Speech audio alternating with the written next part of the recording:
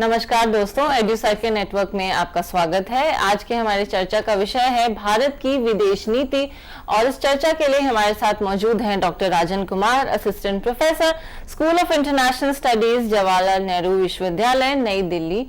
और इसी के साथ हम सर का अपने एडुसाइट नेटवर्क में स्वागत करते हैं और उनसे रिक्वेस्ट करते हैं कि आज का लेक्चर आरंभ किया जाए। Thank you so much sir. Thank you Urvashi.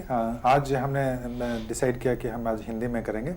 Foreign policy पे हमने विदेश नीति, जो भारत की विदेश नीति पे हमने काफ़ी चर्चा की है। आज का विषय भी भारत की विदेश नीति है, लेकिन जो हमारा आज का लैंग्वेज है वो हिंदी है। तो हम सबसे पहले अगर हम भारत की विदेश नीति को आपको समझना है तो आप कैसे समझते हैं, सबसे उससे स्टार्ट करेंगे। उसके बाद आज का जो अंतर्राष्ट्रीय व्यवस्था है, अंतर्राष्ट्रीय व्यवस्था कैसी है, वो भारत की विदेश नीति को कैसे प्रभावित करती है, इसकी चर्चा करेंगे। उसके बाद हम जो determinants of India's foreign policy, जो अंदरूनी जो पॉलिटिक्स है, जो आवश्यकताएं हैं भारत की, वो कैसे भारत की नेशनल इंटरेस्ट है, राष्ट्रहित की जो बात होती है, तो वो भारत के विदेश नीति को कैसे प्रभावित करते हैं, हम उसकी चर्चा करेंगे। और उसके बाद जो चुनौतियां और अवसर, चाहे वो डोमेस्टिक पॉलिटिक्स के कारण या अंतर्राष्ट्रीय व्यवस्था के कारण जो मौजूद हैं, उनसे भारत कैसे निपटेगा, इसकी हम चर्चा करेंगे। तो सबसे पहले हम आपको ये बता दें कि अगर किसी भी देश की विदेश नीति आपको समझनी है तो 3 बातों पे आप ध्यान रख सकते हैं। पहला कि आप जो अंतर्राष्ट्रीय एक परिप्रेक्ष्य है, उसकी चर्चा करेंगे कि किस तरह का अंतर्राष्ट्रीय परिप्रेक्ष्य उसमें मौजूद है। वो हर एक समय के लिए अलग अलग परिस्थितियाँ होती है, हर एक वक्त पे अंतर्राष्ट्रीय परिप्रेक्ष्य बदलता रहता है। तो इसलिए विदेश नीति भी किसी भी देश की फिक्स नहीं होती है, वो भी बदलती रहती है अंतर्राष्ट्रीय ज़रूरतों और अंतर्राष्ट्रीय परिप्रेक्ष्य के हिसाब से। दूसरा जो विदेश नीति को जो आप समझ सकते हैं वो है कि जो अंदरूनी जो डोमेस्टिक फैक्टर्स हैं, जो देश के कुछ जो तत्व हैं जो कि विदेश नीति को प्रभावित करते हैं, तो उसके माध्यम से आप विदेश नीति को समझ सकते हैं। एक तीसरा तरीका जो कि काफ़ी पॉपुलर है विदेश नीति को एनालाइज करने में, एक तीसरा तरीका यह भी है कि आप जो देश के नेता होते हैं वो किसी न किसी रूप से विदेश नीति को प्रभावित करते हैं। आपने जैसे सुना होगा कि नेहरू जी काफ़ी प्रभावशाली नेता थे, जिन्होंने भारत की विदेश नीति को एक नई धारा दिया, जिन्होंने भारत की विदेश नीति को एक नए तरीके से अपनाया, जो कि पूरे विश्व में काफ़ी पॉपुलर था। उसी तरह से आपने जैसे सुना होगा नाम की रूजवेल्ट, जैसे कि अमेरिका के राष्ट्रपति रूजवेल्ट ने एक अलग तरह की विदेश नीति देने की कोशिश की। चर्चिल ने एक नई विदेश नीति देने को। तो कहने का तात्पर्य यह है कि आप विदेश नीति को एक जो लीडरशिप है, एक जो नेतृत्व है, उसके तरीके से भी समझ सकते हैं। अभी आप अखबार पढ़ते होंगे या न्यूज़पेपर देखते होंगे तो कई बार चर्चा होगी कि मोदी की विदेश नीति या भारत की विदेश नीति मोदी के नेतृत्व में। तो इस तरह की जो चर्चाएं होती है वो नेतृत्व पे फोकस करती है। नेतृत्व पे उसका विषय जो होता है वो लीडरशिप, ऑर्गेनाइजेशन और जो उससे रिलेटेड जो लीडर की फिलॉसफी होती है, उसके जो अपने विचार होते हैं, वो किस तरह से विदेश नीति को प्रभावित करती है। तो इन 3 तरीकों से आप विदेश नीति को समझ सकते हैं। मुख्य रूप से इन्हीं तीनों माध्यम है जिसके तरीके से जो विश्लेषक होते हैं अंतर्राष्ट्रीय राजनीति के, ये किसी भी देश की विदेश नीति को समझने की कोशिश करते हैं। मैं केवल रिपीट कर रहा हूँ फिर से। एक है अंतर्राष्ट्रीय राजनीति के परिप्रेक्ष्य में देख के आप विदेश नीति को समझते हैं। दूसरा कि जो घरेलू राजनीति है, डोमेस्टिक पॉलिटिक्स है, उसके परिप्रेक्ष्य में आप विदेश नीति को समझते हैं। और तीसरा जो है वो लीडरशिप के फिलॉसफी, उसके जो आइडियाज़ हैं, उसके हिसाब से विदेश नीति को समझते हैं। आज हम चर्चा का जो मुख्य विषय रहेगा वो जो अंतर्राष्ट्रीय राजनीति है और वो कैसे भारत की विदेश नीति को प्रभावित करती है, हम उस पर चर्चा आज करेंगे। अगर मुझे आज की व्यवस्था के बारे में आपको बतानी हो कि आज की अंतर्राष्ट्रीय व्यवस्था कैसी है, तो मुझे थोड़ा सा आपको इतिहास में ले जाना पड़ेगा। मैं ज़्यादा इतिहास में नहीं ले जाऊंगा, लेकिन केवल मैं 1990 के दशक की बात करूंगा, जब भारत की विदेश नीति में एक नया मोड़ दिखा था। उससे पहले का जो वक्त था उसमें जो कहा जाता है कि नेहरू की विदेश नीति काफ़ी दिनों तक भारत की विदेश नीति को प्रभावित करता रहा, वही चलता रहा। इंदिरा गांधी के समय में थोड़ा सा बदलाव आया, लेकिन वास्तव में जो विदेश नीति थी वो नेहरू द्वारा ही प्रभावित थी और वो लगभग 90 तक चलती रही। 90 के दशक में आप देखते हैं कि भारत में एक जो आर्थिक व्यवस्था थी उसमें एक बदलाव होता है। आर्थिक व्यवस्था में सबसे जो महत्वपूर्ण बदलाव होते हैं कि जो भारत के बाजार, जो कि कई महीनों में उस समय तक भारत के जो विदेशी कंपनियों के लिए खुले हुए नहीं थे, उस समय एक नए सिरे से भारत की आर्थिक व्यवस्था को खोलने का प्रयास होता है। उसमें मनमोहन सिंह जी वित्त मंत्री थे और नरसिम्हा राव जी हमारे प्रधानमंत्री थे। उन्होंने भारत की अर्थव्यवस्था थी उसको जो विदेशी कंपनियां हैं, विदेशी कंपनियों के लिए खोला। उससे एक नया इन्वेस्टमेंट का दौर आया, जहाँ पे कि जो मल्टीनेशनल कंपनीज थे, बहुराष्ट्रीय कंपनीज थे, उनको भारत काफ़ी अट्रैक्टिव लगने लगा, क्योंकि भारत एक बहुत बड़ा बाजार के रूप में उनको दिखा। तो एक बाजारीकरण का जो प्रक्रिया है वो आप देखते हैं 1990 के दशक से शुरू होता है। आप ये भी समझिए कि 1990 का दशक वो दशक था जब जो सोवियत यूनियन जो भारत का सबसे एक प्रमुख सहयोगी हुआ करता था, जो शीत युद्ध में सबसे महत्वपूर्ण सहयोगी जो भारत का होता था वो सोवियत यूनियन था। और 1991 में सोवियत यूनियन का पतन हो गया था और उसके बाद से भारत में एक अर्थव्यवस्था की समस्या और जो भुगतान पेमेंट, जो बैलेंस ऑफ पेमेंट की हम बात करते हैं, उसकी भी समस्या उत्पन्न हो गई थी। और सोवियत यूनियन जैसा जो पार्टनर था, जो सहयोगी था, वो अब भारत के पास उपलब्ध नहीं थे। वैसी स्थिति में भारत के लिए एक नई चुनौती आ गई थी कि भारत की विदेश नीति जो गुटनिरपेक्षता पे पहले आधारित थी, अब उसको किस दिशा में लिया जाए, किस दिशा में उसको एक नया मोड़ दिया जाए। उसी समय आप देखते हैं कि जो नया जो अंतर्राष्ट्रीय माहौल पैदा हो रहा है, उसमें एक माहौल ऐसा था जबकि लग रहा था कि अमेरिका जो राष्ट्र है उसका वर्चस्व पूरे विश्व में अभी सबसे ज़्यादा हो गया, क्योंकि उसका जो सबसे प्रबल प्रतिद्वंदी सोवियत यूनियन था वो अब अंतर्राष्ट्रीय व्यवस्था में नहीं था। उसके लिए जो दूसरी कोई भी शक्ति ऐसी नहीं थी जो कि अमेरिका के वर्चस्व को चैलेंज कर सके। और सोवियत यूनियन नहीं था, सोवियत यूनियन के जो दूसरे पार्टनर थे वो नहीं थे। चीन इमर्ज कर रहा था, लेकिन चीन उस समय, मैं 1990 के दशक की बात कर रहा हूँ, चीन उस समय उतना शक्तिशाली नहीं हो पाया था। तो एक ऐसी व्यवस्था उत्पन्न हो रही थी अंतर्राष्ट्रीय स्तर पे, जिससे लग रहा था कि जो अमेरिका का दबदबा पूरे विश्व में हो गया है। लोगों ने एक एंड ऑफ आइडियोलॉजी, फिर एंड ऑफ हिस्ट्री की भी बात करने लगी थी। उनको लग रहा था कि ये कंप्लीट एक पूरी तरह से एक विश्व में ऐसी व्यवस्था आने वाली है जहाँ पे कि जो पूंजीवादी व्यवस्था है उसका वर्चस्व बनेगा और वो काफ़ी लंबे समय तक रहेगा।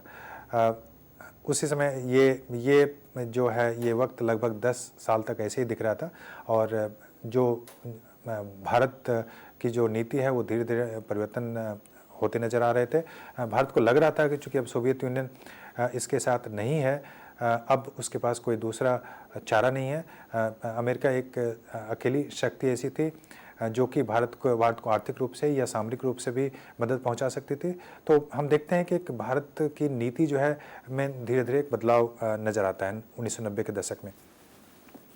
जो एक तो हमने बताया आपको कि जो अर्थव्यवस्था है, जो भारत की अर्थव्यवस्था थी, उसको बाजार के लिए खोला गया। दूसरी तरफ हम देखते हैं कि जो पॉलिसी आई थी जो कि पूर्व की ओर देखो, जिसको कि लुक ईस्ट पॉलिसी के नाम से जाना जाता है, कि पूर्व की ओर देखो, जिनका कहना था कि अभी तक हमने काफ़ी पश्चिम की ओर देखा, लेकिन अब हमें वक्त आ गया है कि पूर्व की ओर देखें। लेकिन पूर्व की ओर देखने का मतलब यह था कि आपके जो पड़ोसी देश हैं, साउथ ईस्ट एशियन स्टेट जिसमें कि Indonesia, Thailand, Malaysia, Philippines, Vietnam, ये सारे इस तरह के देश हैं, तो उनके साथ एक संबंध करने की बात होती है। और लुक ईस्ट पॉलिसी जिसको कि हमारे प्रधानमंत्री नरसिम्हा राव से जोड़ा जाता है, तो उस समय एक लुक ईस्ट पॉलिसी स्टार्ट हुआ और वही एक पीरियड था जब भारत साउथ एशिया के परे जाके, साउथ एशिया के बियॉन्ड जाकर भारत की विदेश नीति को देखने की कोशिश कर रहा है। सो वो एक पहली शुरुआत थी, जो पहला एक सर्किल था, उसके बाहर जाके भारत विदेश नीति को देखने की कोशिश कर रहा था। तो उसमें एक शुरुआत होती है। जो साउथ ईस्ट एशियन, जो पहले जो साउथ ईस्ट एशियन स्टेट्स थे, वो शीत युद्ध के समय अमेरिका के पार्टनर्स थे, साउथ ईस्ट एशियन कंट्रीज़, और उनके साथ भारत के संबंध काफ़ी अच्छे नहीं थे। लेकिन वो एक वक्त आता है जब आप देखते हैं कि एक नई शुरुआत नज़र आती है। फिर वो वक्त चलता है जब आप अमेरिका के करीब आने की कोशिश करते हैं, और एक अंतर्राष्ट्रीय माहौल में ऐसा भी लग रहा था कि अमेरिका का दबदबा और वर्चस्व और जो प्रभुत्व है, जो हेजेमनी है अमेरिका का, वो एक तरह से बिल्कुल स्थापित हो चुका है। अब उसका कोई विरोधी नहीं रहा है, कोई प्रबल विरोधी उस तरीके से अब उसके पास नहीं है। तो वो एक फेज़ था जब लग रहा था कि विश्व व्यवस्था, जो अंतर्राष्ट्रीय व्यवस्था है, वो एक ध्रुवीय, जिसको कि यूनिपोलर अंग्रेजी में बोला जाता है, तो लग रहा था कि एक ध्रुवीय व्यवस्था के रूप में अभी अंतर्राष्ट्रीय व्यवस्था हो गई है। और जो अमेरिका था, अमेरिका काफ़ी शक्तिशाली राष्ट्र था। जो उसके जो मिलिट्री जो खर्चे थे, जो सामरिक खर्च थे, वो बाकी सारे देशों को मिला दें तो उन सारे से भी ज़्यादा था। उन सारे जो एग्रीगेट थे उनसे भी ज़्यादा था। तो मिलिट्रली काफ़ी पावरफुल थी। सैन्य शक्ति उसकी किसी भी दूसरे देश से उसकी तुलना नहीं की जा सकती थी। सोवियत यूनियन का जो आर्म्स एंड वेपन्स थे, सोवियत यूनियन की जो सैन्य क्षमता थी, उसमें काफ़ी कमी आ गई थी।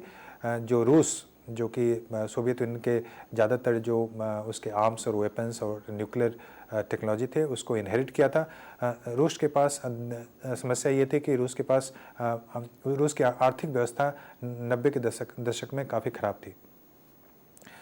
रूस के पास अपने मिलिट्री को पेमेंट के लिए पैसे नहीं थे।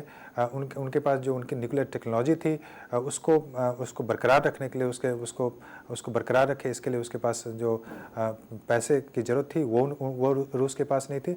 तो ऐसी व्यवस्था में ऐसा लग रहा था कि सैन्य तरीके से या सामरिक रूप से अमेरिका काफ़ी मजबूत है। उसी समय जो नाटो फोर्सेस थे, कुछ लोगों ने सवाल ये भी उठाया कि नाटो एक बड़ी शक्ति है, और जब शीत युद्ध के बाद नाटो का रेलेवेंस नहीं है, लेकिन इसके बावजूद उन्होंने नाटो को डिसकंटिन्यू नहीं किया, और नाटो वहाँ पे हमेशा लगा रहा, नाटो वहाँ पे चलता रहा। इसके बाद जो एक नई व्यवस्था आपको नज़र आती है, वो देखते हैं कि जब चीन और जो हमारा दूसरा राष्ट्र है, भारत जैसे देश, धीरे धीरे वो उभरना शुरू करते हैं। वो ऐसे राष्ट्र हैं जो कि लग रहा था कि ये उससे पहले जो शीत युद्ध के समय में चीन उतना महत्वपूर्ण नहीं था। आप जानते हैं शीत युद्ध के समय में जो भारत था, वो उसकी इकोनॉमी भी ना तो अमेरिका के लिए अट्रैक्टिव थी, और ना ही वो किसी भी रूप से दूसरे जो विकसित देश हैं उनके लिए काफ़ी अट्रैक्टिव था। लेकिन 10 साल के बाद हम देखते हैं कि चीन काफ़ी रफ्तार से प्रगति कर रहा है। चीन जो 2000 के बाद से आप देख रहे हैं कि चीन हमेशा जो रफ्तार था चीन का, वो 10% की रफ्तार से चीन की अर्थव्यवस्था आगे जा रही थी। उसके बाद एक नया जो मोड़ आपको दिखा, वो 2000 के बाद दिखता है। हम देखते हैं कि एक अमेरिका, जो कि पहले ऐसा लग रहा था कि अमेरिका का वर्चस्व बिल्कुल स्थापित हो गया, लेकिन 2001 के बाद जब वहाँ पे जो वर्ल्ड ट्रेड सेंटर पे जो आतंकवादी हमले हुए, उसके बाद से पूरे विश्व में विश्व की सुरक्षा पे एक सवाल उठा गया, और ये भी लोग कहने लगे कि अमेरिका जैसा देश भी अपने आप को इस जो आतंकवादी हमले हैं उससे नहीं बचा सकता है। और अमेरिका उसके बाद जो इराक में जो अमेरिका का हस्तक्षेप होता है, अफ़गानिस्तान में भी अमेरिका का हस्तक्षेप होता है जो आतंकवादी हमले के बाद, और अमेरिका उस तरह की समस्याओं में उलझता दिखने लगा। और दूसरी ओर हम ये देखते हैं कि चीन जैसा राष्ट्र, जो कि लगभग 10% की गति से उसकी जीडीपी जो ग्रो कर रही थी, तो उसमें काफ़ी एक आर्थिक क्षमता उसकी काफ़ी बढ़ती जा रही थी।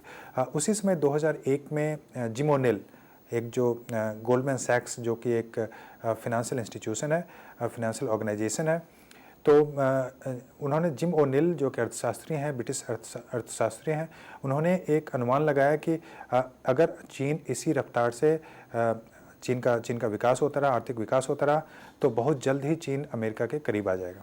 और ये बात मैं 2001 की कर रहा हूँ, जब आप देख रहे हैं कि अमेरिका धीरे धीरे जो अपने जो सामरिक उलझनों में उलझता जा रहा है, चाहे वो इराक की समस्या हो, चाहे वो अफगानिस्तान की समस्या हो, वहाँ पे उलझता जा रहा है।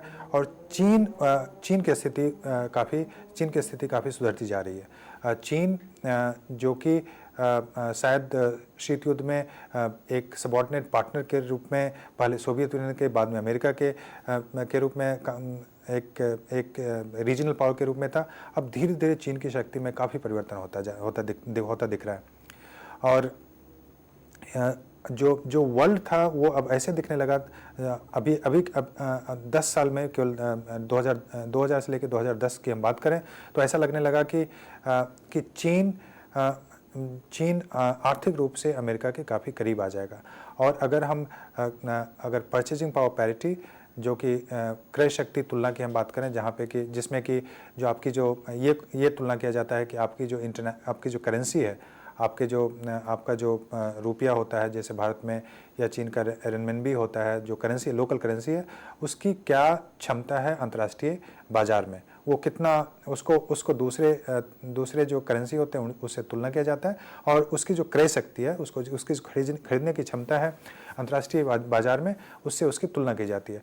तो क्रय शक्ति के आधार पर अगर हम चीन की अर्थव्यवस्था और अमेरिका की अर्थव्यवस्था की तुलना करें तो ये बिल्कुल साफ हो जाता है कि चीन की अर्थव्यवस्था अमेरिका की अर्थव्यवस्था के काफ़ी करीब आती नज़र आ रही है।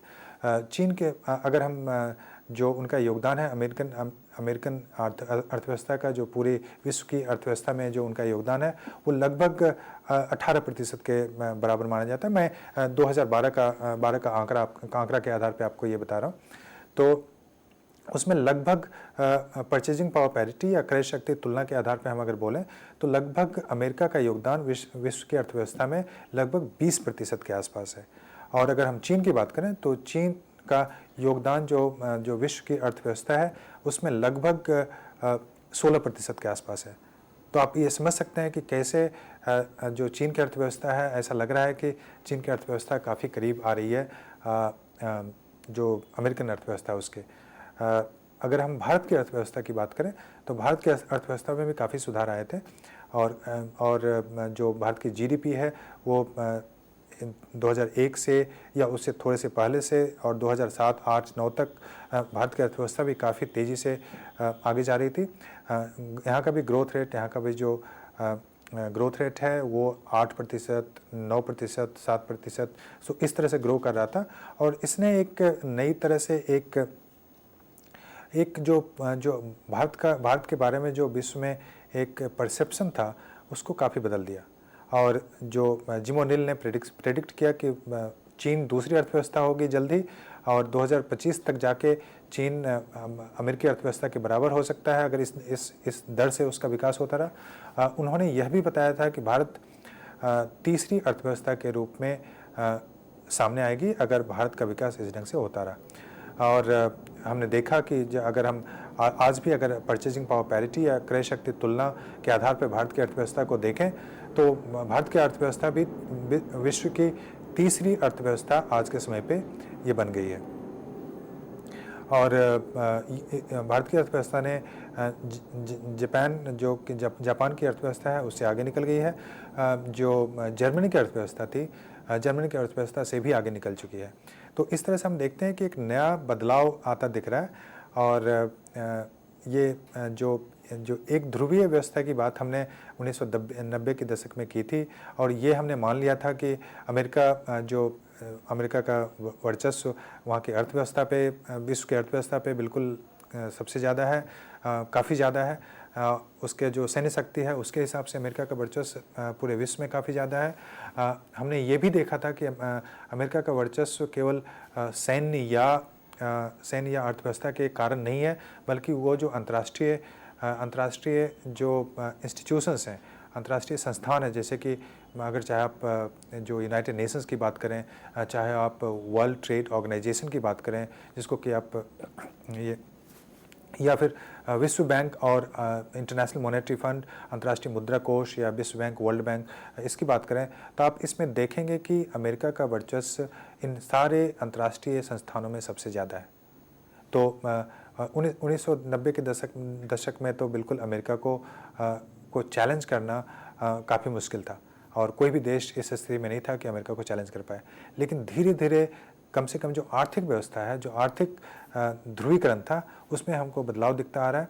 जो आज के संदर्भ की हम अगर बात करें, आज के संदर्भ में अगर हम अंतर्राष्ट्रीय व्यवस्था में आज की जो आर्थिक व्यवस्था की हम बात करें, तो ये कहना मुश्किल होगा कि एक ध्रुवीय व्यवस्था अंतर्राष्ट्रीय अर्थव्यवस्था में है। वो वास्तव में एक बहुध्रुवीय व्यवस्था, जिसको कि हम मल्टीपोलर, अंग्रेजी में मल्टीपोलर वर्ड शब्द से जानते हैं। तो आज की जो आर्थिक व्यवस्था है, अंतर्राष्ट्रीय आर्थिक व्यवस्था है, वो एक ध्रुवीय नहीं है, वो बहुध्रुवीय व्यवस्था है, और जहाँ पे कि कई आर्थिक व्यवस्था जो कि अमेरिका के काफ़ी करीब नज़र आ रही है। चीन और भारत की तो हमने बात कर ली है, और एक और जो अर्थव्यवस्था के हिसाब से एक और ग्रुप जो कि बहुत ही महत्वपूर्ण है, वो है यूरोपियन यूनियन।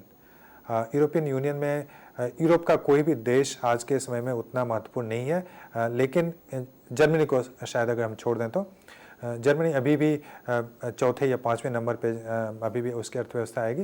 लेकिन उसके अलावा जो European Union as a bloc है, उसकी अर्थव्यवस्था काफ़ी मजबूत है आज के समय में भी।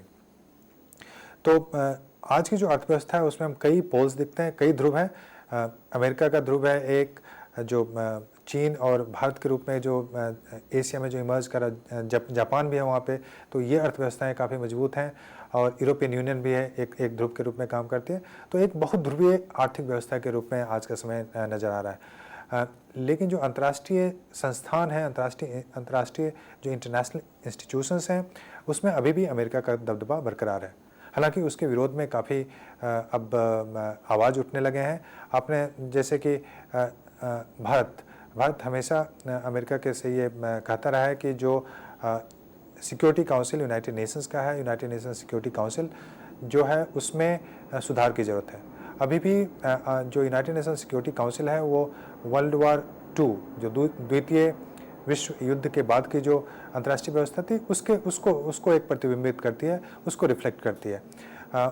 उसमें अभी काफ़ी बदलाव आ गए हैं। जो शक्ति उस समय काफ़ी महत्वपूर्ण होते थे, जैसे कि फ्रांस, ब्रिटेन, आज के वक्त पे वो शक्तियाँ उतने महत्वपूर्ण नहीं हैं। आज के समय में जो शक्तियाँ महत्वपूर्ण हो रही हैं, जैसे कि भारत की हम अगर बात करें, या फिर चीन तो हम है ही उस ग्रुप में, ब्राज़ील आज के समय में काफ़ी महत्वपूर्ण हो रहा है। साउथ अफ्रीका से अफ्रीकन कॉन्टिनेंट से कोई भी देश सिक्योरिटी काउंसिल में नहीं है। तो उसमें जो रिफॉर्म की जो एक आवश्यकता है, उस पर जो विकासशील देश हैं वो उसकी चर्चा करते हैं, और उसमें रिफॉर्म की हमेशा मांग करते रहें कि उसमें रिफॉर्म होना चाहिए, और उनका जो रिप्रेजेंटेशन हो वो हर एक कॉन्टिनेंट से हो। ऐसा नहीं हो कि यूरोप से आपने 2 रखा है, अमेरिका तीसरा है, रूस जो कि यूरोप से एक तरह से एक यूरोपियन कंट्री है, वो भी चौथा है, और चीन 5वां है, जो कि सिक्योरिटी काउंसिल में ये सारे सदस्य हैं। लेकिन आज के समय में अगर आप भारत को उसकी सदस्यता नहीं देते हैं, अगर ब्राज़ील को सदस्यता नहीं देते हैं, तो उसकी जो लेजिटिमेसी है, उस पर सवाल उठने लगते हैं। माफ़ कीजिएगा। इसके अलावा जो दूसरे जो अंतर्राष्ट्रीय संस्थान हैं, मैं अगर बात करूं, विश्व बैंक की बात करूं, या फिर IMF की बात करूं, तो आप देखेंगे कि उसमें भी जो विश्व की जो महत्वपूर्ण पुरानी शक्तियां हैं, उन्हीं का दबदबा है। सबसे ज़्यादा जो विश्व बैंक और इंटरनेशनल मॉनेटरी फंड, अंतर्राष्ट्रीय मुद्रा कोष की बात करें, तो उसमें सबसे ज़्यादा जिसका वर्चस्व है, वो है अमेरिका। और इसी कारणों से हम देखते हैं कि जो विकासशील देश हैं, चाहे वो चीन की हम बात करें, चाहे भारत की बात करें, ब्राज़ील की बात करें, तो एक परसेप्शन है कि इनका जो रिप्रेजेंटेशन है वो इस इंस्टीट्यूशंस में उपयुक्त नहीं है। तो ये उन इंस्टीट्यूशन, उन संस्थाओं को डेमोक्रेटाइज करने की बात करते हैं, वो उसमें जो डिसीजन मेकिंग प्रोसेस है उसको चेंज करने की बात करते हैं। यही कारण है कि आज के समय में आप देखेंगे कि जो ये ब्रिक्स का एक नया जो संस्था का निर्माण हुआ वो ब्राज़ील, रशिया, इंडिया, चाइना और उसमें साउथ अफ्रीका को भी जोड़ा गया। तो इस संस्था का निर्माण एक तरह से एक संकेत देना था, जो अभी के जो एग्जिस्टिंग कंट्रीज़ हैं उनको संकेत देना था कि अगर आपने अंतर्राष्ट्रीय इंस्टीट्यूशन, स्पेशली जो फाइनेंशियल इंस्टीट्यूशन, जो आर्थिक संस्थाएं हैं, जैसे वो IMF की बात करें या वर्ल्ड बैंक की बात करें, तो इसमें अगर आप सुधार नहीं लाते हैं तो हम अलग तरह की संस्था का निर्माण करेंगे। और यही कारण है कि आपने देखा कि ब्रिक्स का एक तरह से निर्माण हुआ। यही कारण है कि आपने देखा कि पहले जो G8 बहुत पावरफुल होते हैं, G6 और फिर G7 और G8 जो ग्रुपिंग था वो बहुत महत्वपूर्ण थे, लेकिन बाद में उसको भी एक तरह से उसको भी एक्सपेंड किया गया, उसको भी फैलाया गया और दूसरे देशों को भी उसमें सदस्यता दी गई। तो G8 से हम G20 की बात करने लगे। G20 की मीटिंग अभी ऑस्ट्रेलिया ब्रिस्बेन में हुआ था। तो एक रियलाइजेशन है कि जब तक आप विकासशील देश जहाँ पे कि ग्रोथ हो रहा है, जहाँ पे कि सबसे ज़्यादा जो विकास उन्हीं देशों में हो रहा है, अगर आप उसको इंक्लूड नहीं करते हैं तो जो विश्व की अर्थव्यवस्था है उसको आप कंट्रोल नहीं कर सकते थे।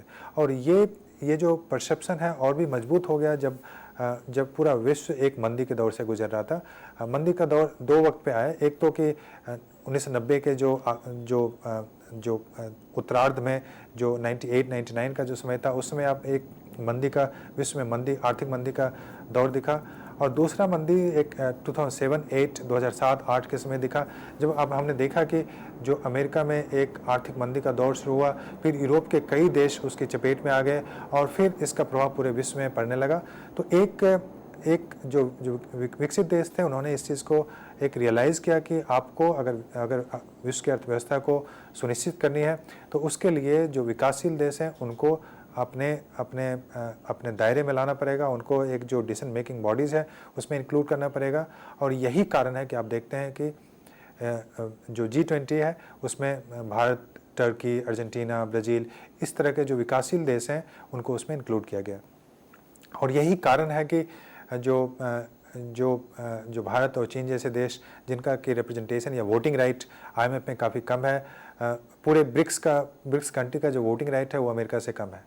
और आप हमेशा देखें कि IMF का जो डायरेक्टर होता है यूरोप से होता है और वर्ल्ड बैंक का प्रेसिडेंट जो होता है वो अमेरिका से होता है। तो एक बहुत सारी बातें हैं जिससे लगता है कि एक जो व्यवस्था है उसमें एक प्रजातांत्रिक वो नहीं है, वो उस व्यवस्था को काफ़ी सुधारने की ज़रूरत है। और यही कारण है कि ब्रिक्स की जो मीटिंग अभी इसी साल फोर्टालेजा ब्राज़ील में हुआ था, तो उस मीटिंग में जो ब्रिक्स कंट्री है उन्होंने एक डिसीजन लिया कि हम एक नए बैंक की स्थापना करेंगे। और वो बैंक जो विश्व बैंक है, जो वर्ल्ड बैंक है, उसका एक तरह से ऐसा लग रहा था कि वो पैरेलल इंस्टीट्यूशन के रूप में उसी के विरोध में एक नया बैंक करेंगे जो कि एशियन कंट्रीज़ पे जो इंफ्रास्ट्रक्चर लोन होते हैं उसको देंगे, जो विकास होता है उसको उसमें करेंगे। इसका हेडक्वार्टर शंघाई में बनाया गया और इसका जो पहला जो प्रेसिडेंट होगा वो भारत का ही होगा। तो ये जो डिसीजन था कि एक न्यू डेवलपमेंट इनिशिएटिव बैंक के नाम से जिसका कि निर्माण किया गया और ये 2016 से ये एक्टिव हो जाएगा यह बैंक।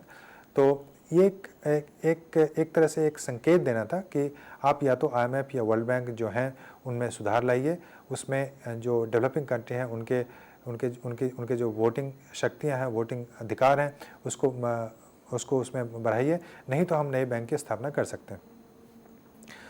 उसके बाद IMF के भी विरोध में इन्होंने जो ब्रिक्स ने एक कंटिजेंसी रिजर्व फंड के नाम से एक इमरजेंसी फंड का निर्माण किया, इमरजेंसी कोष का निर्माण किया, जो कि बिल्कुल IMF के दायरे के उसी तरह से जो एशियन कंट्रीज हैं, मेंबर कंट्रीज हैं और दूसरे कंट्री हैं, दूसरे जो देश हैं उसको एक तरह से सहायता प्रदान कर सकते हैं अगर उसकी ज़रूरत हुई तो। तो अंतर्राष्ट्रीय व्यवस्था में आपने देखा कि कैसे जो राजनीतिक बदलाव हैं वो आते जा रहे हैं, कैसे आर्थिक बदलाव आते जा रहे हैं, जो कि ये सारी चीज़ें हैं जो कि किसी भी देश की विदेश नीति को प्रभावित करते हैं। अगर हम सामरिक व्यवस्था की बात करें, जो सिक्योरिटी आर्किटेक्चर की बात करें, तो हम देखते हैं कि अमेरिका का जो एक कोल्ड वॉर के पीरियड में जो शीत युद्ध का जो वक्त था, उसमें हमने देखा कि एक तरह से बैलेंस था कि कई क्षेत्रों में जहाँ पे अमेरिका वहाँ पे हस्तक्षेप करना चाहती थी, लेकिन वो कर नहीं पाती थी क्योंकि सोवियत संघ जो दूसरा ध्रुव था उसका विरोध होता था और वो कोई भी एक्शन उस तरीके से नहीं ले पाती थी।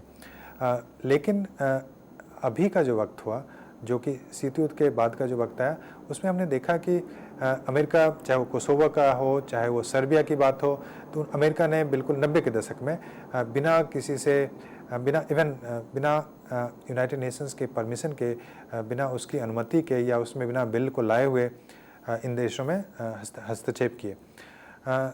वो वक्त अब फिर से बदलता नज़र आ रहा है।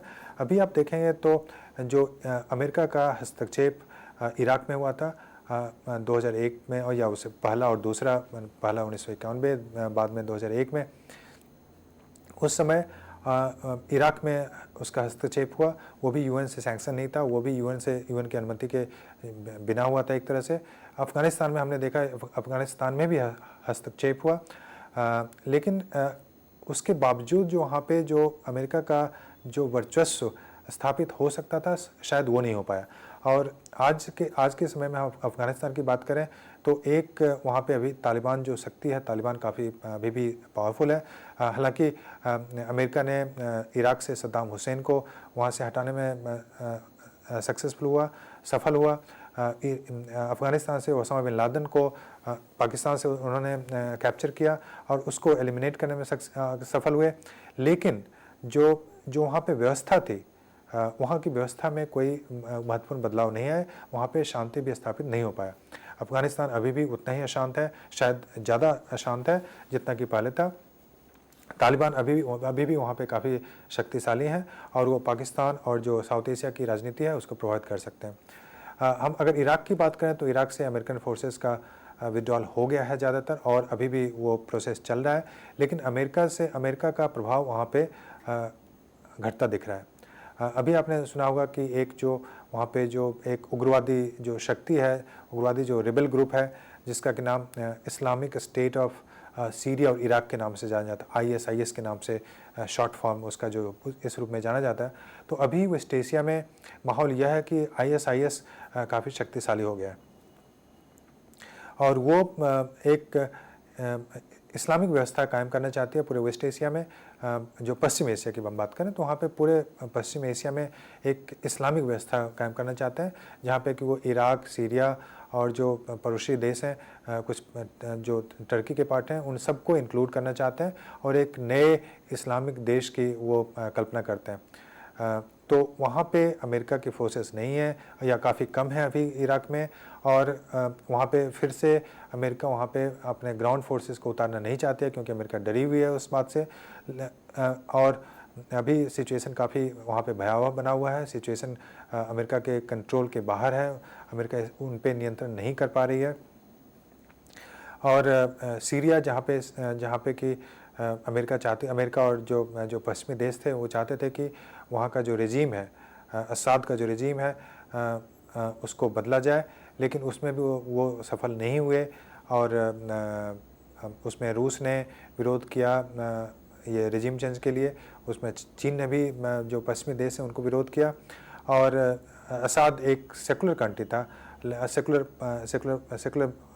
पावर था, लेकिन अभी जो वहाँ पे जो पूरे पश्चिमी एशिया में जो माहौल है उसमें इस्लामिक फंडामेंटलिस्ट ग्रुप जो हैं, जो रूढ़िवादी इस्लामिक ग्रुप हैं, वो काफ़ी ताकतवर हो गए हैं और वहाँ की राजनीति को प्रभावित कर रहे हैं। और उन्हें डर है कि इसका प्रभाव जो बगल के देश हैं उस पर भी पड़ेगा, चाहे वो सऊदी अरबिया हो या ईरान हो या टर्की हो या इजराइल हो, तो इन सब पे उनका प्रभाव पड़ने वाला है और ये स्थिति अमेरिका के लिए खतरनाक है। और निश्चित रूप से अगर हम वेस्ट एशिया को देखें तो अमेरिका का प्रभाव घटता नज़र आ रहा है। तो कहने का तात्पर्य यह हुआ कि अमेरिका का जो वर्चस्व था वेस्ट एशिया में वो घटता नज़र आ रहा है। आपका चीन इधर जो ईस्टर्न रीजन है, eastern part of the world है, उसमें चीन काफ़ी शक्तिशाली नज़र आ रहा है। हम देखें तो यूरोप में भी, चूँकि अभी हमने देखा कि यूक्रेन का क्राइसिस हुआ था, यूक्रेन के क्राइसिस में अमेरिका ने बिल्कुल बिना देखे यूक्रेन जो वेस्टर्न शक्ति है उसको उसने सहयोग दिया था, लेकिन उसके बावजूद जो जो क्रीमिया था, क्रीमिया जो कि यूक्रेन का पार्ट था, वो आज रूस के अधीन में है और न ही यूरोपियन यूनियन और न ही अमेरिका ने उसको जो रूस में जाने से रोक पाए। तो इस कारण से हम देखते हैं कि एक नया तरह का बदलाव इसमें आता जा रहा है, जहाँ पे निश्चित रूप से चाहे वो आर्थिक शक्ति की बात करें या आर्थिक वर्चस्व, अमेरिका के आर्थिक वर्चस्व या अमेरिका का जो सामरिक जो एक प्रभाव था पूरे विश्व में, उसमें काफ़ी कमी नज़र आ रही है। और दूसरी ओर हम क्या देख रहे हैं कि एक नई तरह की व्यवस्था, आर्थिक व्यवस्था और सामरिक व्यवस्था एक पूरे विश्व में नज़र आ रही है और इसमें भारत के लिए एक नए अवसर और नई चुनौतियाँ भी पैदा कर रही हैं। और इसको जो विदेश नीति होती है वो इस तरह के जो अवसर आते हैं और इस तरह की जो चुनौतियां हैं, इनको मैनेज करने के लिए विदेश नीति का निर्माण किया जाता है किसी देश में। और ये जो अंतर्राष्ट्रीय परिप्रेक्ष्य हमने आपको बताया, ये समझना इसलिए जरूरी था क्योंकि इससे भारत की विदेश नीति प्रभावित होती है। ये एक ऐसा चीज़ है जो कि भारत की विदेश नीति को काफ़ी कई तरीक़ों से प्रभावित करती है। और अब हम देखेंगे कि कि भारत की विदेश नीति के कौन से ऐसे तत्व हैं जो कि इस तरह की जो अंतर्राष्ट्रीय परिप्रेक्ष्य है उसको रिस्पॉन्ड कर पा रहे हैं। और उन अवसर और जो चुनौतियों की हम बात करते हैं, जो उसको हम आपको बताएंगे। सबसे पहले हम ये समझें कि भारत की विदेश नीति के जो निर्धारक तत्व हैं वो कौन कौन से हैं। पहले मैं आपको यह बता दूं, सबसे महत्वपूर्ण जो है भारत की विदेश नीति की सबसे महत्वपूर्ण बात यह है कि वो है जो एक स्वायत्तता की हम बात करते हैं कि जो विदेश नीति जो उसमें एक सामरिक स्वायत्तता होनी चाहिए। कहने का तात्पर्य यह हुआ कि हमारी विदेश नीति किसी की पिछलग्गू नहीं होनी चाहिए। हमारी विदेश नीति को हम निर्धारित करें, अपनी आवश्यकताओं के हिसाब से निर्धारित करें, ना कि किसी के दबाव में आके हम अपनी विदेश नीति को बनाएं। तो एक जो स्वायत्तता की बात करते हैं तो हमेशा हम देखेंगे, चाहे हम अगर शुरू से ही नेहरू के समय से लें तो एक स्वायत्तता भारत की विदेश नीति, सामरिक स्वायत्तता अगर कहें, सामरिक स्वायत्तता हमारी विदेश नीति का एक महत्वपूर्ण अंग रहा है। और जो गुटनिरपेक्षता की नीति नेहरू जी ने शुरू किए थे, तो गुटनिरपेक्षता की नीति एक तरह से जो सामरिक स्वायत्तता थी उसको बरकरार रखने के लिए ज़रूरी हमारे लिए हो गया था। उस समय हमारे पास कोई विकल्प नहीं थे। हमारे पास दो शक्तियाँ थी जो कि काफ़ी पावरफुल थी, चाहे वो सोवियत यूनियन की बात करें या अमेरिका की बात करें। तो इन दोनों शक्तियों में भारत को लग रहा था कि भारत एक नया राष्ट्र है, भारत एक कमज़ोर राष्ट्र है और अभी जल्द ही वह एक जो उपनिवेशवाद से उसे बाहर निकला था। तो भारत के लिए यह काफ़ी मुश्किल था कि वो फिर से कई नए गुट में शामिल हो जाए और जिससे कि उसकी विदेश नीति प्रभावित हो। तो नेहरू ने जानबूझ के उस परिस्थिति में एक गुटनिरपेक्ष राजनीति का, गुटनिरपेक्ष विदेश नीति को इनिशिएट किया था और उसके बाद से वो लगभग चलते रहा तब तक जब तक कि हमने एक सोवियत यूनियन से संधि नहीं कर ली। एक बदलाव जो दिख रहा था वो 1971 में दिखा, जब बांग्लादेश के मुद्दे पे भारत और पाकिस्तान में युद्ध हुआ और उसमें हमने देखा कि अमेरिका ने उस समय एक जो युद्धपोत थे, जो जहाज़ थे जिसका कि नाम था USS एंटरप्राइज, जो कि परमाणु जहाज़ थे और उसको उन्होंने बे ऑफ बंगाल की खाड़ी में भेज दिया था।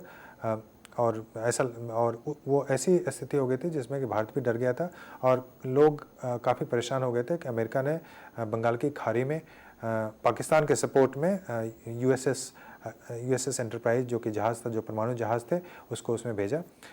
उसके बाद से भारत काफ़ी डर गया था और भारत में एक तरह से जो एक लगने लगा था कि भारत को अब शायद अगर स्वायत्तता को बनाए रखनी है, बरकरार रखनी है, तो सोवियत यूनियन के साथ कोई ना कोई संधि करनी पड़ेगी।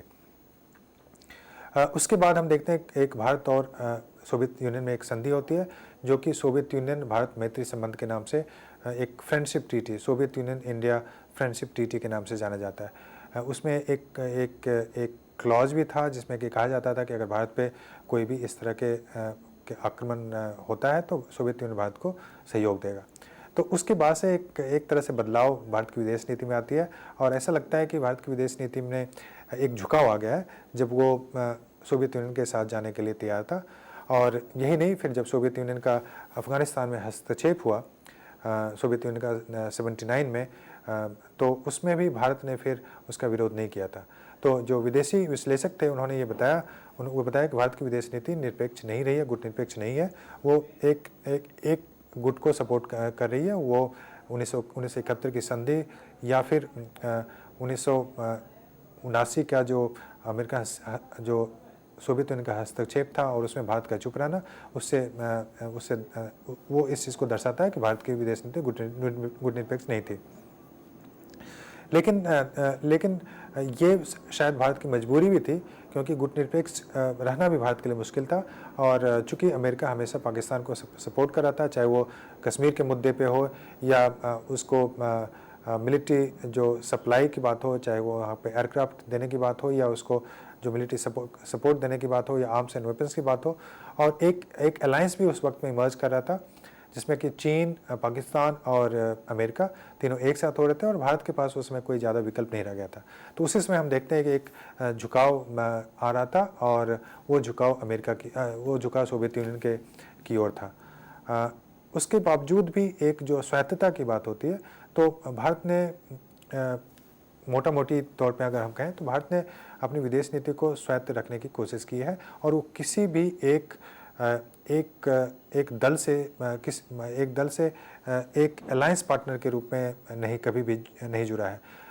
जब जो खाड़ी युद्ध हुए थे, और चाहे वो फिर जो अमेरिकन हस्तक्षेप इराक में हुआ था, उसमें भी इराक में अमेरिका ने भारत से रिक्वेस्ट किया था कि इंडियन फोर्सेस को वहाँ पे दिया जाए, लेकिन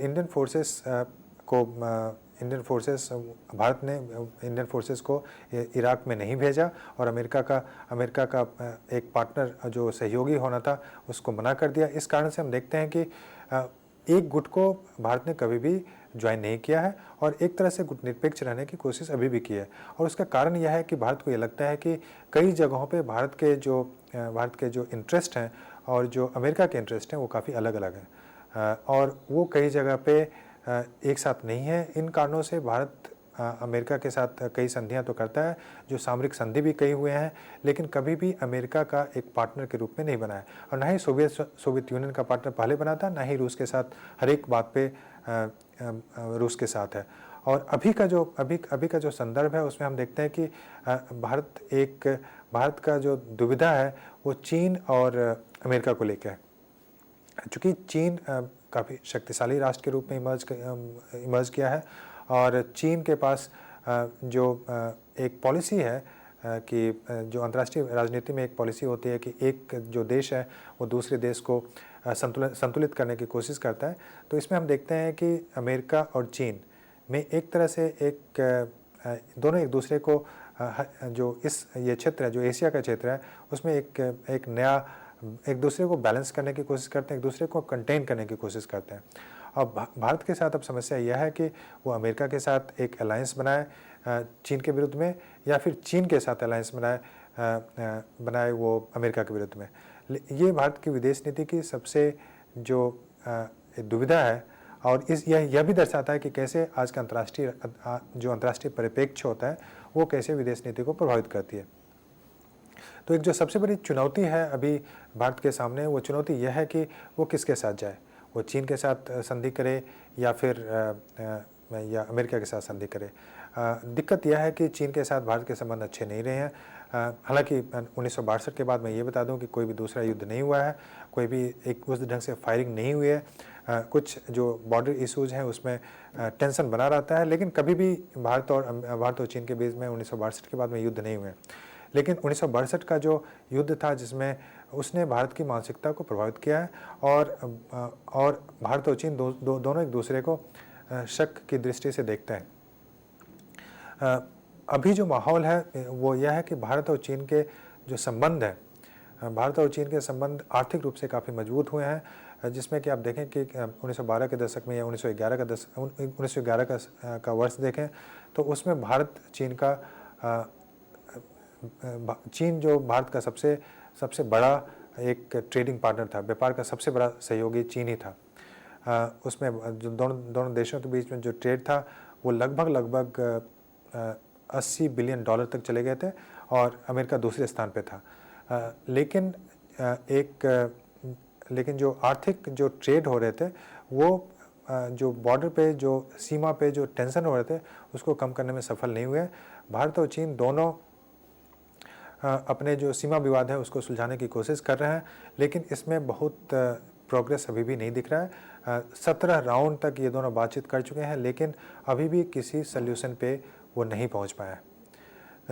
तो जो समस्या है भारत के साथ कि चीन से सहयोग भी कर रहा है, लेकिन चीन से उसका एक तरह से एक प्रतिस्पर्धा भी है, एक कंपटीशन है, और चीन से सहयोग दूसरे जगहों पे भी हो रहा है। अगर आप अंतर्राष्ट्रीय जो संस्थाएं हैं, चाहे वो मल्टीलैटरल ऑर्गेनाइजेशंस हैं, जैसे कि ब्रिक्स की हम बात करें, या शंघाई कोऑपरेशन ऑर्गेनाइजेशन की बात करें, या क्लाइमेट चेंज की बात करें, तो इन जगहों पे भारत चीन का सहयोग करता रहा है। और इन ऑर्गेनाइजेशंस में भारत और चीन के जो पक्ष होते हैं वो काफ़ी मिलते जुलते होते हैं। वो हमेशा उनका जो पक्ष होता है पश्चिमी देशों के पक्ष के विरोध में होता है, लेकिन दूसरी जगह पे एक कॉम्पिटिटिव एटमॉस्फेयर भी है। और चीन के साथ जो ट्रेड हो रहा है उसमें एक और दिक्कत यह है कि जो ट्रेड डेफिसिट के नाम से जाना जाता है, कि भारत आयात ज़्यादा और निर्यात चीन को काफ़ी कम करता है, और ये जो गैप है लगभग 30 से 40 बिलियन डॉलर के बीच में होता है। और तो इससे यहाँ के जो विशेषज्ञ हैं वो हमेशा बताते हैं कि भारत का जो चीन के साथ जो आर्थिक संबंध है, जो ट्रेड व्यापार का संबंध है, वो भारत के हित में उतना ज़्यादा नहीं है, क्योंकि चीन बहुत ज़्यादा भारत को एक्सपोर्ट निर्यात कर रहा है और काफ़ी कम यहाँ से आयात हो रहा है। और हम जो निर्यात भी करते हैं तो उसमें हम देखते हैं कि निर्यात का जो सामान होता है वो कच्चा माल होता है, उसमें पक्के माल कम होते हैं और कच्चा माल ज़्यादा होता है। आयरन ओर जो कि हम एक्सपोर्ट करते हैं चाइना से, ये भी एक विषय बनता है कि हम आयरन की आवश्यकता हमें खुद है, हम क्यों चीन को निर्यात कर रहे हैं। तो इस तरह के जो मुद्दे हैं वो जो भारत और चीन के बीच में हमें आते हैं और नज़र आते हैं, और इससे भारत और चीन में हमेशा कुछ ना कुछ एक जो इरिटेंट है वो हमेशा सामने आता है। चाहे वो अरुणाचल का मुद्दा हो, जिसमें कि चीन अरुणाचल को एक क्लेम करता है कि अरुणाचल प्रदेश वो चीन का पार्ट है, तो उस कारण से जो अरुणाचल प्रदेश के लोग कभी भी चीन जाना चाहते हैं तो उनको वो वीज़ा नहीं देता है। और एक समय था जब जम्मू एंड कश्मीर के जो लोग थे वो जब चीन विजिट करना चाहते थे तो उनको एक स्टेपल वीज़ा दिया जाता था, अलग से एक वीज़ा दिया जाता था। इसका विरोध भारत करता है, और भारत ने बहुत ही स्पष्ट शब्दों में ये बता दिया है कि अरुणाचल प्रदेश भारत का अभिन्न अंग है। वो इतिहास को हम अगर देखें या वहाँ की संस्कृति को देखें तो एक जो संस्कृति वो भारत के करीब है, और किसी भी रूप से में इसको अरुणाचल प्रदेश पे जो चीन का क्लेम है उसको नहीं माना जा सकता है। भारत ने अपनी जो मिलिट्री है इसको भी काफ़ी मॉडर्नाइज किया है, और जो न्यूक्लियर टेस्ट हुए हैं, ये एक राजनयिक और एक जो नेता थे उन्होंने तो यह भी बताया कि जो भारत की जो न्यूक्लियर शक्ति है, भारत को जो न्यूक्लियर जो डेवलपमेंट प्रोग्राम है वो चीन से निर्धारित हो रही है। तो इस तरह के जो इश्यूज हैं वो भारत और चीन के बीच में आते हैं। दूसरा जो एक मुद्दा भारत और चीन के बीच में आता है वो है पाकिस्तान का मुद्दा। चूँकि पाकिस्तान का जो चाहे उसका न्यूक्लियर प्रोग्राम हो या उसका जो प्रक्षेपास्त्र वहाँ जो डेवलप होते हैं, मिसाइल डेवलपमेंट प्रोग्राम पाकिस्तान का है, वो चीन के द्वारा सपोर्ट होता है। चीन और नॉर्थ कोरिया चूँकि चीन वहाँ पे सहयोग देता है, तो कहीं ना कहीं चीन प्रत्यक्ष या परोक्ष रूप से पाकिस्तान को भी सहयोग करता है। तो ये एक मुद्दा चीन और भारत का जो एक विवाद का विषय बना हुआ है, तो इसमें दोनों के बातचीत जारी हैं, और भारत ने बहुत ही स्पष्ट शब्दों में चीन को कहा है। जब शी जिनपिंग का विजिट जो अभी कुछ दिन पहले इंडिया में हुआ था, तो भारत ने स्पष्ट शब्दों में कहा कि अगर संबंध को सुधारना है तो इन बातों को ध्यान में रखना पड़ेगा कि हम पाकिस्तान के मुद्दे को उठाना पड़ेगा और सीमा विवाद जो है उसको भी सुलझाना पड़ेगा। प्राइम मिनिस्टर मोदी ने स्पष्ट शब्दों में कहा कि हमें जल्द से जल्द सीमा विवाद का सीमा विवाद की समस्या को सुलझाना पड़ेगा। अगर हम एक एशियन पावर के रूप में, और एशिया अगर पूरे विश्व में अगर महत्वपूर्ण रोल अदा करना चाहता है, तो उसमें भारत और चीन के विवाद के मुद्दे सुलझाएं, ताकि इन दोनों में एक परस्पर मैत्री बढ़े, इन दोनों में एक सहयोग बढ़े, और ये दोनों कंट्री पूरे 21वीं शताब्दी का जो विश्व है उसको लीड करें, उसको नेतृत्व प्रदान करें। एक और जो मुद्दा जो भारत और चीन के बीच में आता है वह है जो एक बोला जाता है कि स्ट्रिंग ऑफ पर्ल्स के नाम से बोला जाता है, और इसको कि चीन भारत को एक सीमित करने की कोशिश कर रहा है, घेरने की कोशिश कर रहा है, कंटेन करने की कोशिश कर रहा है, और चीन चाहता है कि भारत कभी भी एक ऐसी शक्ति के रूप में नहीं उभरे जो कि चीन का जो प्रभाव है उसको कम करे।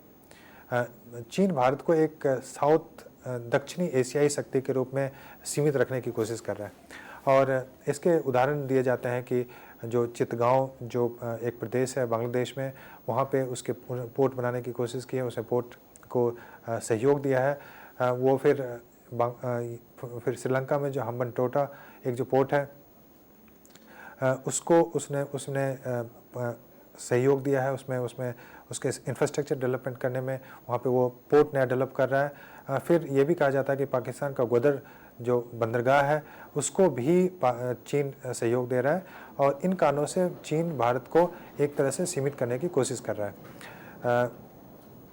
भारत का जो रिस्पांस है, भारत का जो एक तरह से जवाब है इसके बारे में, वो भी समझने की ज़रूरत है कि भारत भी अपने तरीके से जो ये माहौल साउथ एशिया और साउथ ईस्ट एशिया में है उसको अपने तरीके से एक जवाब देने की कोशिश कर रहा है। आप देखें कि भारत ने भी वियतनाम में जो एक साउथ चाइना सी के नाम से जाना जाता है, जहाँ जो कि एक विवादित क्षेत्र है चीन और साउथ ईस्ट एशियन कंट्री के बीच में, वियतनाम है, उसमें फिलीपींस हैं और कई देश हैं जो कि क्लेम करते हैं कि उनका पार्ट है, और चीन उसमें बोलता है कि वो उनका पार्ट है।